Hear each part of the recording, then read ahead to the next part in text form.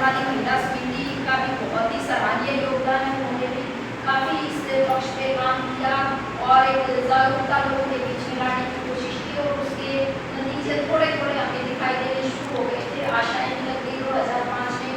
उसके बाद से 2011 की जो जनगणना हुई उसमें भी चिंताजनक ही आंकड़े थे हरियाणा के, लेकिन फिर भी 2001 वाले से थोड़ा सा बढ़ के 61 से वो 79 तक पहुँच गए थे। 18 अंक ऊपर चला गया था।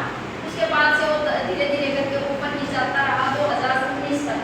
2019 में पहली बार हरियाणा का जो लिंग अनुपात है वो 1000 लड़कों पे 923 लड़कियों का हो गया था, जो कि बेहतर था पिछले सारे समय के मुकाबले में। उसके बाद से इसमें फिर गिरावट दर्ज की जा रही है और ये गिरावट पहले भी हमने ये देखा था कि हरियाणा के अनेक गांव ऐसे थे जहाँ पे 1000 लड़कों पे 200 लड़कियाँ 300 लड़कियाँ इतने खतरनाक रूप में भी जो है लिंग अनुपात पहुँच गया था। आज भी 5 जिले को स्वास्थ्य विभाग ने निर्धारित कर रखे हैं, जिसमें चक्की दादरी और भिवाड़ी भी शामिल है।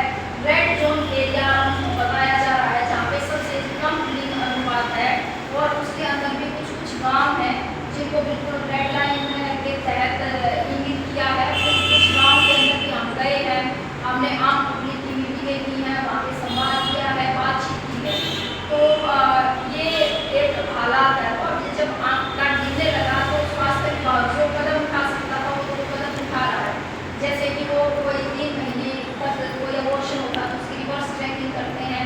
इसमें फीमेल फीमिसाइड है, ये जो है नेचुरल एक अबॉर्शन है उसका पता लगाते हैं। MPPT की छापी करी है उन मेडिकल स्टोर्स को भी इलीगल तरीके से जो उनको भी देख रहे हैं। अल्ट्रासाउंड सेंटर जो इलीगल तरीके से, क्योंकि PNDT एक्ट के तहत ये बैन है कि आप ये नहीं सेक्स नहीं बता सकते, आप अल्ट्रासाउंड में बच्चे की ग्रोथ ही बता सकते हो। तो जो कोई ऐसा सेक्स सिलेक्शन करके दे रहा है तो उन पर वो पाबंदियाँ लगा रहे हैं।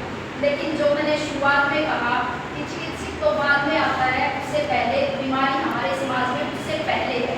तो वहाँ पहुँचते तब हैं जब हम ये तय कर लेते हैं कि हमें बेटा नहीं चाहिए, बेटी नहीं चाहिए, बेटा ही चाहिए। तो ये बेटा क्यों चाहिए हमारे समाज में? अब इसको हम किसी भाषण से या कोई ऐसी नसीहत से हम इसको दूर नहीं कर सकते हैं, ना ही हम खत्म कर सकते हैं।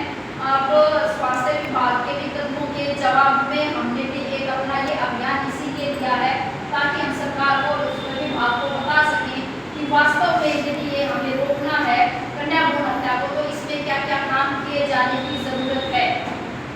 उस दिशा में जब हम देखेंगे तो हमें अपने घर के अंदर देखना पड़ेगा, हमें अपने समाज में देखना पड़ेगा। और समाज में जब हम देखते हैं तो हम ये पाते हैं कि हमारा समाज कितनी सत्तात्मक समाज है और जितना भी नियम कायदे कानून जो बने हुए हैं सब पुरुषों के नजरिए से बने हुए हैं और पुरुष ताकतवर है हमारे समाज में। महिलाओं को दोयम दर्जे का नागरिक माना जाता है, उनके पास हक और अधिकार कम है। इसीलिए जब बेटा पैदा होता है तो हम सारे काम करते हैं, थाली भी बजाते हैं, उनका पूरा पूजन भी करते हैं, छठी भी गाते हैं, 10वां दिन भी मनाते हैं। उनको सुरक्षित रखने के लिए कुछ चांद सूरज वगैरह वगैरह सब पहनाते हैं, सारे काम करते हैं। लेकिन लड़की के होने पे हम कोई गीत नहीं गाते, कोई का पूजन नहीं करते, ना हम कोई छठी गाते हैं, ना उनका कोई नामकरण करते हैं, ना कोई और हम उनके कोई भी रीति रिवाज ऐसा नहीं है, बल्कि मातम मनाया जाता है। उसकी वजह ये है कि जब बेटा पैदा होता है तो हम समझते हैं कि हमारे घर में एक वारिस आया है जो परिवार का नाम आगे बढ़ाएगा, जो हमारी संपत्ति का मालिक होगा, जो और बड़ा होके वो जो कमा के लाएगा वो हमारे घर के अंदर ही रहेगा, किसी दूसरे के घर में नहीं जाएगा। बेटा बहू भी लाएगा और केवल बहू नहीं आती, बहू के साथ जो है दहेज भी आता है। तो ये तमाम चीज़ें तो इन सब तरह से और फिर ये भी मान्यताएं हैं बहुत सारे कर्मकांड है जो बेटे के बिना पूरे नहीं होते।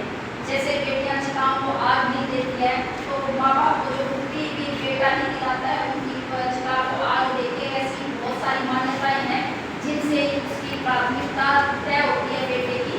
तो बेटा जरूर चाहिए और अब आ गए ये सिस्टम में एक बेटा हो तो काम चला लेते हैं।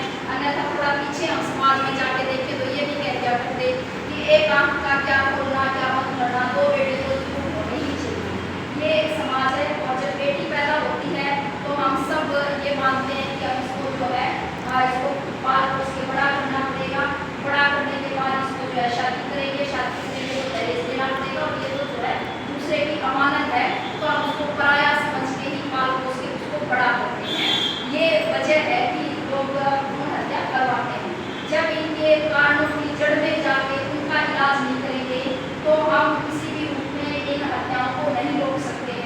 ये मैसेज